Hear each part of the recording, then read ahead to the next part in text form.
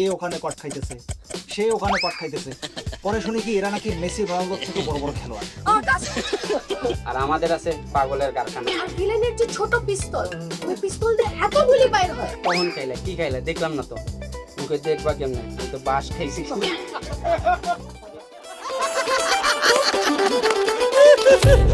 ভালো ছিল। ফান বেলাতে পারফর্ম করার জন্য আসছেন লালমনিরহাট থেকে মিজানুর রহমান রিজু। কেমন আছেন আপনারা? ভালো আছি, ভালো আছি। এই তো কিছুদিন আগে বিশ্বকাপ শেষ হয়ে গেছে ভাই, মনটা খুব খারাপ। আহারে। বড় বড় খেলোয়াড় মেসি, নেইমার, রোনালদো এগুলো আর দেখতে পারবো না। ও কিন্তু হঠাৎ করে শুরু করলাম, কিন্তু হঠাৎ করে দেখি এ ওখানে কট খাইতেছে, সে ওখানে কট খাইতেছে। পরে শুনি কি এরা নাকি মেসি রোনালদোর থেকে বড় বড় খেলোয়াড়। আমার এক ভাই আছে লুডু ভাই, হ্যাঁ লুডু ভাই, ভাবির সাথে লুডু খেলে আর কি। লুডু খেলা একটা মজাও আছে আবার, কারণ একমাত্র লুডু খেলাই খেলা যেখানে অনায়াসে বলা যায় আমি তোরটা খাবো তুই আমারটা।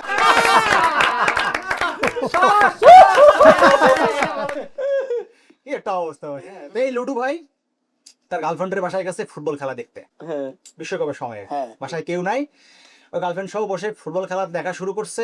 হঠাৎ করে তার গার্লফ্রেন্ডের বাপ চলে আসছে। এখন লুডু ভাই নিজেকে সেভ করার জন্য গিয়ে টিভির পেছনে লুকায় গেছে। খেলা তো তাড়াতাড়ি শেষ হয় না, হাফ টাইমে গোল হয় না, ফুল টাইমে গোল হয় না। লুডু ভাইয়ের যে গার্লফ্রেন্ডের বাপ সেও ওখান থেকে ওঠে না। লুডু ভাই মহা বিপদে, অনেকক্ষণ অধৈর্য হয়ে গিয়ে দূর টেলিভিশনের পেছন থেকে বের হয়ে সামনে চলে আসছে। ওনারে দেখে গার্লফ্রেন্ডের বাপ মুরব্বী বলতেছে, ও কি মুই তো অনেকক্ষণ ধরে খেলা দেখতে আসি, এরারে কখন লাল কার্ড দিয়ে বাড়ি করে দিল দেখলাম।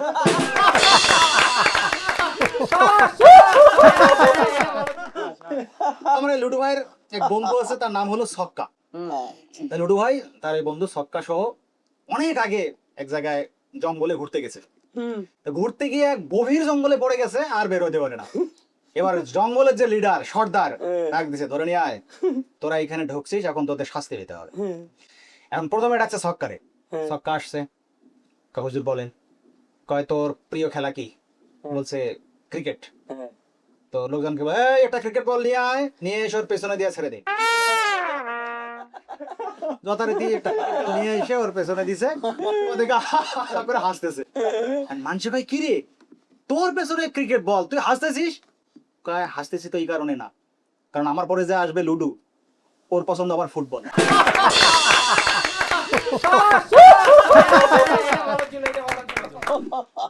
ভাই ক্রিকেট মাঠে এক প্লেয়ার করছে কি, 80 রান হওয়ার পর সে হেলমেট টেলমেট খুলে ব্যাট ট্যাট তুলে সেঞ্চুরি উদযাপন করতেছে। তখন প্লেয়ার আগায় এসে ক্যাপ্টেনকে বলতেছে, কি ওর তো সেঞ্চুরি হয় নাই, ও সেলিব্রেট করতেছে, কাহিনী কি? তা ক্যাপ্টেন কেনা ঠিকই আছে, ওই হালা আগে লিচুর ব্যবসা করতো।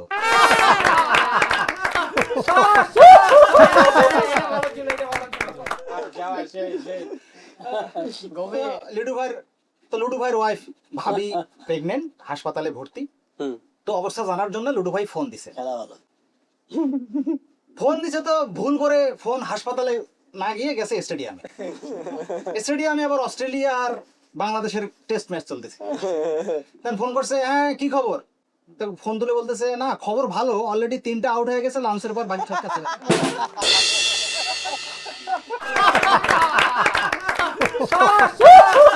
কি একটা অবস্থা। হ্যাঁ, তো অনেকেই জানেন ভাই আমরা 4 ভাই। তো আমার আব্বার যে সহায় সম্পত্তি অত বেশি না, একটু মনটা খারাপ যে 4 ভাই না হলে ভালো হইতো না, তাহলে একটু ভাগ বেশি পেতাম। আব্বার একদিন বললাম, আব্বা আমরা এই যে 4 ভাই, 4টে সন্তান নিছো, একটু কম হলে ভালো হইতো না, তাহলে সম্পত্তি গুলো একটু বেশি পেতাম। আমার আব্বা বলতেছে, দেখ রে, তোর দাদা একটা ক্যারাম বোর্ড রেখে গেছে, তো ওইটা খেলার জন্য তো কমসে কম 4 জন লাগে। তা আমি এটা শুনে 3 মিনিট বুকে চাপড়াইছি আর মাথা চাপড়াইছি, আল্লাহ আমার দাদা যদি একটা ফুটবল রাইখা যাইছে।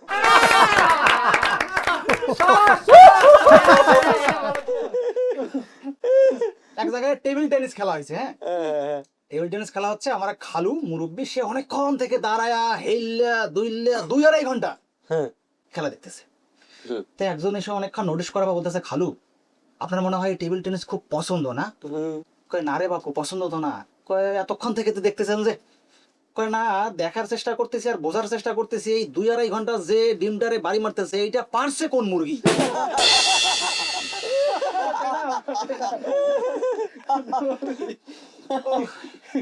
এক জায়গায় দাবা খেলা হচ্ছে, ওই খালু ওই ঝুঁকে ঝুঁকে গিয়ে দাবা খেলা দেখতেছে 2-2.5 ঘন্টা। এরে বলতেছে এটা চাল দাও, এই চাল দাও, এটা দে, এটা দে, ওরে বলতেছে এটা দাও, এটা মানে 2-2.5 ঘন্টা এরকম করে আশেপাশের লোকজন বিরক্ত হয়ে গেছে। যারা দাবা খেলতেছে খেলোয়াড় 2 জন, ওরাও বিরক্ত হয়ে গেছে, মাথার কাছে এরকম জ্ঞান জ্ঞান করে। একজনে বলতেছে ভাই এত যেহেতু পারেন তো নিজে খেলেন না কে? কয় না আমারও তো সময় নেই।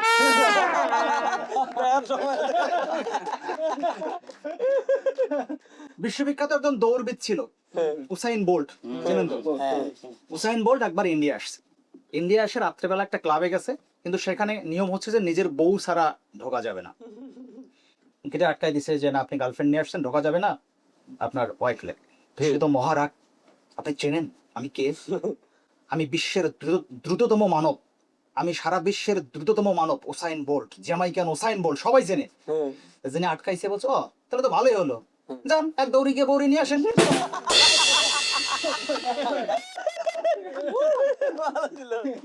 হয় যে অলিম্পিক খেলা হয় না, অলিম্পিক খেলায় বাংলাদেশ বা বাঙালিরা কেন গোল্ড মেডেল পায় না? কারণ ওখানে কুতকুত খেলা নাই।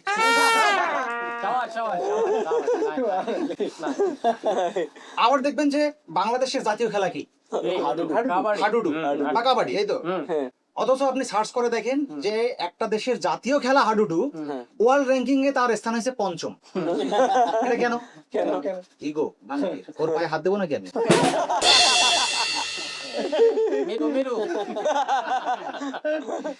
বক্সিং খেলা হচ্ছে, এই রিং এর বাইরে থেকে মানে সেই সিলেসিলি করতেছে, একজন মার ওরে মার, মারে দাঁত ভাঙা ফেলা। একবার ওরে বলে, একবার এরে বলে। তো পাশের থেকে একজন কয় ভাই আপনি এত এক্সাইটেড কেন, আপনি কি কোচ? কয় না আমি ডেন্টিস্ট, পাশে আমার চেম্বার।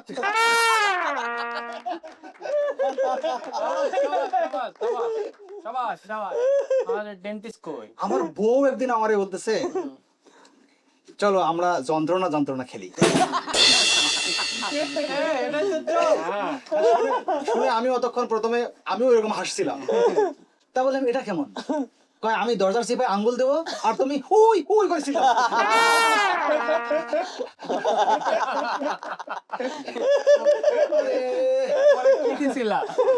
আপনারা জানেন যে আমি একটা খেলা পাগল মানুষ। বিশ্বকাপের সময় আমি রাত জেগে জেগে খেলা দেখি। ভয় বেশি বলতেছে 12টা বাজে চলো এখন ঘুমাই। না হাফ টাইম হয়ে গেছে আর একটু পরে আসতেছি। তো 1-1:30টার সময় আবার এসে বলতেছে যে আসো আমরা এখন ঘুমাই। বলছে না একটু ধারাভাষ্যটা আর একটু শুনতে যেটা ভালো মতো শুন। তো গভীর রাতে আবার আসছে, খেলাগুলোতে এবার এরকম সময় ডিস্টার্ব করতো। হ্যাঁ ডিস্টার্ব করতো। সে বলছে আসো না আমরা এখন ঘুমাই।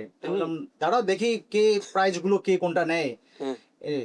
তা আমার বউ রাগ করে বলতেছে তুমি তোমার খেলাধুলা নিয়েই থাকো, ওইদিকে তোমার বন্ধুরা এসে ট্রফি নিয়ে চলে যাবে।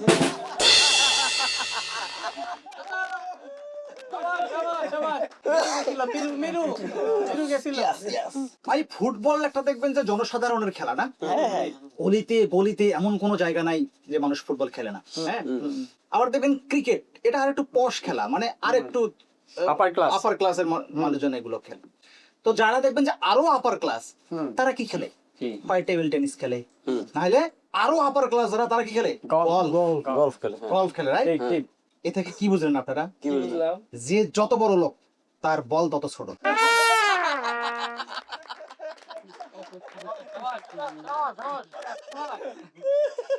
খেলাধুলা নিয়ে আপনাদের তো অনেক কথা বললাম, এবার সুন্দরীদের একটা কথা বলে যেতে চাই। খেলাধুলা স্বাস্থ্যের জন্য ভালো, কিন্তু ডোন্ট প্লে উইথ মি।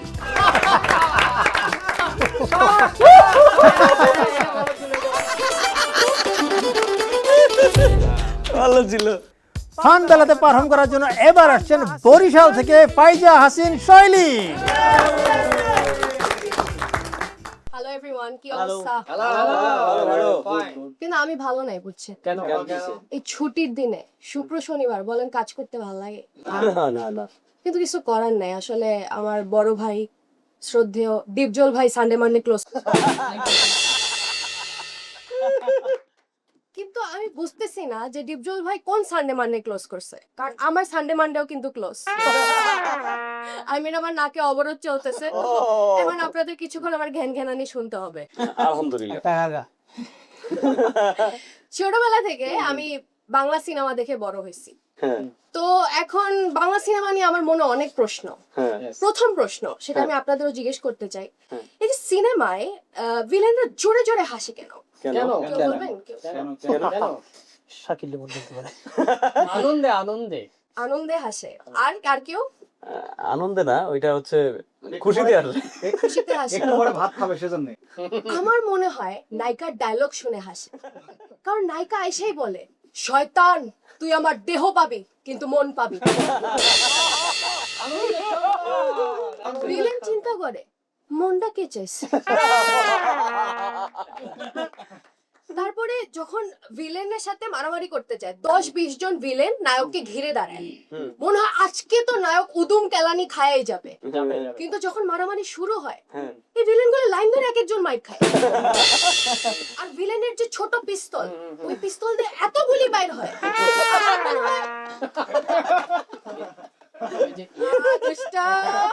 আমার মনে হয় AK-47 দিয়াও এত গুলি বাইর হয়। তারপরে নায়ক মরণাপন্ন হয়, আর এই মরণাপন্ন নায়ককে নিয়ে নায়িকা হাসপাতালে যায়। এরপরে নায়ককে নিয়ে বলে যে ডাক্তারের কাছে, ডাক্তার সাহেব আমার আকাশকে আপনি বাঁচান। কিন্তু ডাক্তার তখন বলে কি বলে, মিরাকেল ছাড়া ওকে কিছুই বাঁচাতে পারবে না।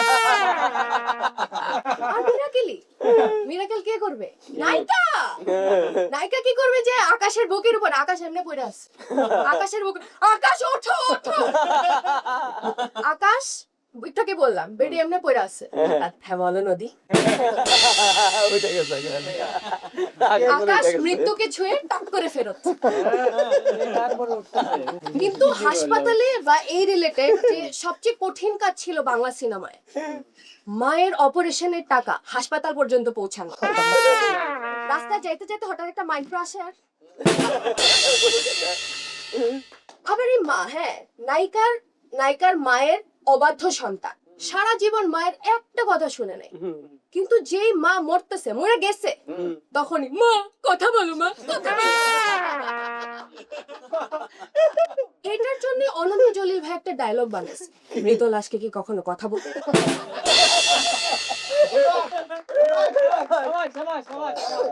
তারপরে মা, ও মরে না, যখন হার্ট অ্যাটাক হয় 10 মিনিটের বক্তব্য চলে, সোজা 10 মিনিট। শোন, আমি আর ঋণ করেছি চৌধুরী সাহেবের কাছ থেকে, যাতে তোর, আরে ঋণের বোঝা আমি তোর উপরে চাপাই দিয়ে গেলাম, যাতে তোকে চৌধুরী সাহেবের দ্বারস্থ হতে হয়, আর এই মুভি 2 ঘন্টা আরো চলে। শোন, আমাদের জমিও আছে, জমিটা আছে। যখনই নায়িকা আশার আলো দেখে, তখন ওরা লোডশেডিং, বিশেষ মুহূর্তে দুর্বল। আর এই যে নায়ক, নায়ক থাকে গরিব, নায়িকাও গরিব। নায়ক রিক্সা চালায়, আর নায়িকা হচ্ছে কি সেলাই মেশিন ঘুরায়। নায়ক রিক্সা চালাইতে চালাইতে আর নায়িকা সেলাই মেশিন ঘুরাইতে ঘুরাইতে ওরা একদিন গার্মেন্টস ফ্যাক্টরির মালিক। আমি আজও বুঝলাম না এই 25 দিনে ওদের পয়সা ডাবল কেমনে হইলো। তারপর নায়ক গরিব, নায়িকাও গরিব, কিন্তু যে ওদের প্রেমটা হয়, এই গানে নাচতে কই যাবে? নায়কের একটা বিশেষ গুণ আছে, আপনি দেখবেন, নায়ক আজীবন ফার্স্ট ক্লাস ফার্স্ট, জীবনে সেকেন্ড হয়নি। কিন্তু কি করে পরীক্ষার হলে সে 2 ঘন্টা লেট করে ঢুকে 2 মিনিট এমনি কলম ঘুরায়, বোর্ডে স্ট্যান্ড। নায়কের বন্ধু আর নায়িকার বন্ধুর বিশেষ গুণ কি বলেন তো? নায়কের বন্ধু নায়কের সেটিং করায় দেয়, কিন্তু নিজে সিঙ্গেল থাকে। আর নায়িকার পাশের যে 2 বান্ধবী একসাথে এরকম এন্ট্রি নেয়, ওরা নায়িকা কোনো জোকও মারে না ভাই, কিন্তু ওরা সব সিনে এত কি নিয়ে হাসে ওরা।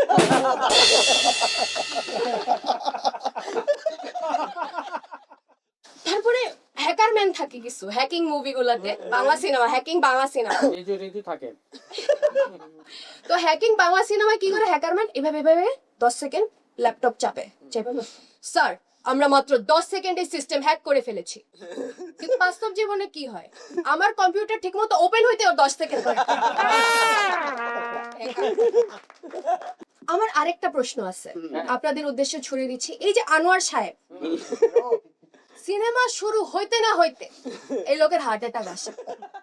আমার প্রশ্ন হচ্ছে ওই দিন কি উনি পুরা দিনের বেতন পাইছি?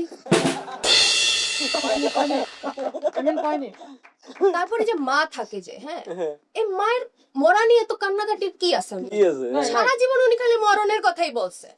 আর মরণে যে সোয়ার খায় না আল্লাহর কসম, এই টাইপের ওই রকমই করছে উনি। ওনার কমন দুইটা ডায়লগ ছিল, এক, তোকে আমার লাশের উপর দিয়ে যেতে হবে, আর দুই, না হলে আমার মরা মুখ। উনি কথাই বলেন। যাই হোক, বাংলা সিনেমা নিয়ে আমরা যতই ফাইজলামি দুষ্টামি করি না কেন, ক্লাস 2 তে থাকতে আমার প্রত্যেক দিন লাঞ্চ হজম হইতো না যদি আমি একটা বাংলা সিনেমা না দেখতাম। আমি ছোটবেলা থেকে বড়ই হয়েছি বাংলা সিনেমা দেখে। আর আপনারাও যদি কেউ চান আমাকে বাংলা সিনেমায় কাস্ট করতে পারেন, আমি এখান থেকেও বলতে চাই, কারণ আমার ফিগার তো নায়িকাদের মতোই। আমি নিজেকে মোটা বলতেছি। থ্যাংক ইউ সো মাচ সবাইকে কষ্ট করে আমার ঘ্যানঘ্যানানি শোনার জন্য। ভালো ছিল। পাবনা থেকে পারফর্ম করার জন্য এবার আসছেন আরিফ আহমেদ। হ্যালো, কি অবস্থা সবার? ভাই, আপনারা কখনো জীবনে কোনোদিন কোনো পাগল রে স্ট্যান্ড আপ কমেডি করতে দেখছেন? না দেখলে আমারে দেখতে পারেন, কারণ আমার বাড়ি পাবনা। আপনাদের এলাকায় কি আছে? বড় বড় বিল্ডিং, বড় বড় শিল্প কলকারখানা, আর আমাদের আছে পাগলের কারখানা। হাইছেন না। আপনাদের এই দুনিয়ার টিকাই আছে আমাদের পাগলাগারদের পাগলদের জন্য। বলেন তো কিভাবে? কেন গান শোনেন নাই? পাগল চাচা। আচ্ছা বলেন তো, বাংলাদেশের কোন জায়গার মানুষ সব থেকে বেশি ডেঞ্জারাস? কোন জায়গায়? কি ভাবতেছেন? ব্রাহ্মণবাড়িয়া? জি না, আসল ডেঞ্জারাস তো আমাদের পাগলাগারদের পাগলরা। এরা এতটাই ডেঞ্জারাস যে মাঝে মাঝে এরা ওইখানে ডাক্তারে মাইরা কয়, আজকে থেকে তুই পাগল, আমি ডাক্তার।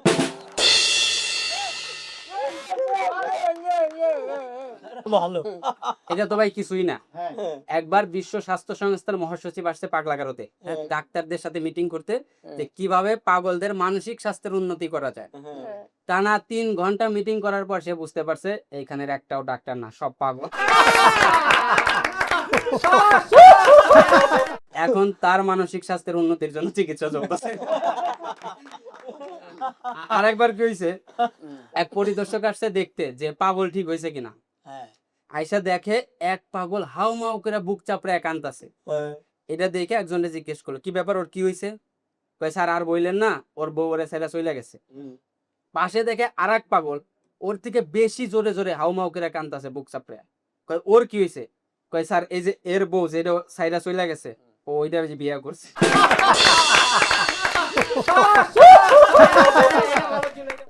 আপনারা কখনো কেউ পাগলাগারোতে গেছেন? গেছেন? আমি তারা জান নাই, তারা শুকরিয়া আদায় করে। আমি একবার পাগলাগারোতে গেছি। যাওয়ার পর কি হয়েছে, আমি পাগলাগারোতে গেছি, এক পাগল আমারে দেখে জিজ্ঞেস করতেছে, কয় আপনি কখন আসলেন? আমি বললাম এই তো এই মাত্র। কয়, তো আপনার পরিচয়? তাই আমি ভাবলাম ও পাগল, ওর সাথে একটু মজা করার লেগে আমি বললাম আমি বাংলাদেশের প্রধানমন্ত্রী। কয়, আহারে আপনি একদম টেনশন করবেন না, এখানে ভালো ভালো ডাক্তার আছে, আপনি খুব তাড়াতাড়ি সুস্থ হয়ে যাবেন। মানে? কয়, না মানে আমিও আগে আমেরিকার রাষ্ট্রপতি ছিলাম।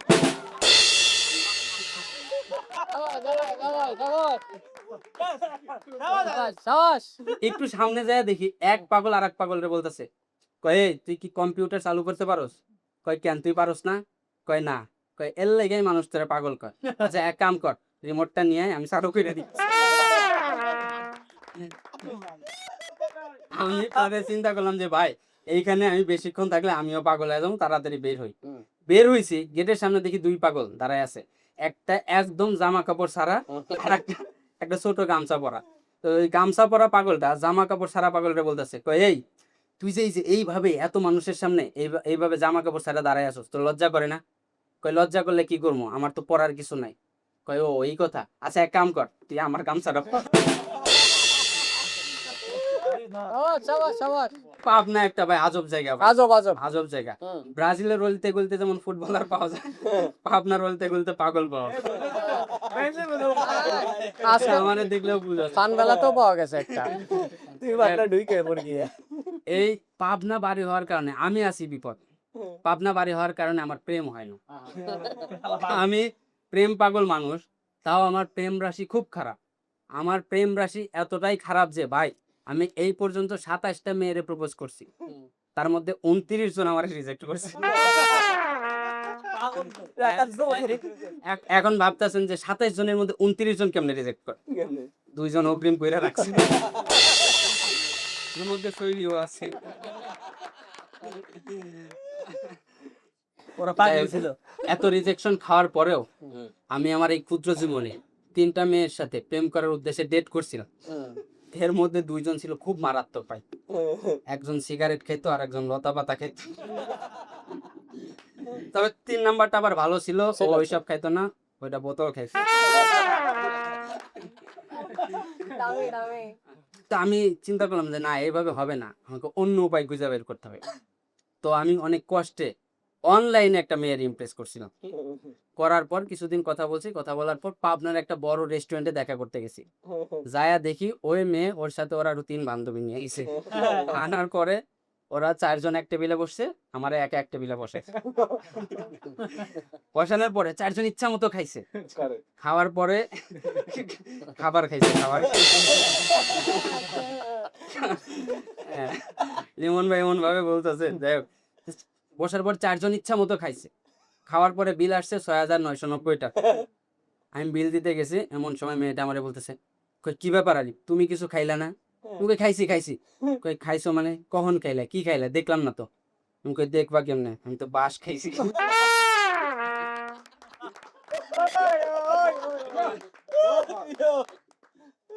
যাই হোক ভাই, এই পাবনা নিয়ে, পাগলদের নিয়ে অনেক কিছু বললাম। ঠিক যাওয়ার আগে কিছু বলতে চাই যে ভাই, আমরা পাবনার মানুষরা পাগল না ভাই, আমরা পাবনার মানুষরা পাগল না ভাই, আমরা পাগল সারাই। তার জন্য সুন্দরী রমণীদের বলতেছি, বেবি, সব পাগলের স্থান পাগলা গারদে হয় না, কিছু পাগলের স্থান মনেও হয়। Thank you everyone, that's my time. Thank you.